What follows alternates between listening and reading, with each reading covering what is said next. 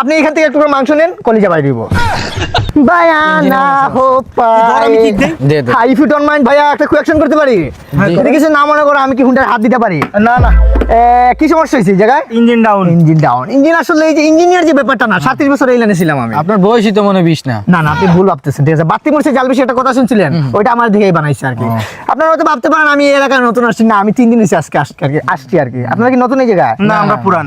আসলে আমি এমন একটা মানুষ, আমার জন্ম হয়েছে কোন জায়গায় জানেন? জায়গায়? পেলেইনে।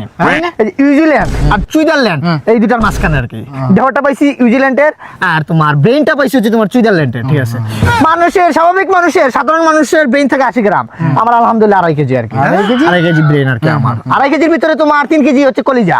আপনি এখান থেকে একটু করে মাংস নেন, কলিজা বাই দিব, বুঝছেন? অহংকার না, আমি কোনো সময় এটা নিয়ে কোনো সময় অহংকার করি নাই। সমস্যাটা কোন জায়গায়? ইঞ্জিনে। আসলে মূলত সমস্যাটা দেখি এই জায়গায়। না না, ইঞ্জিন নিচে। ইঞ্জিন না।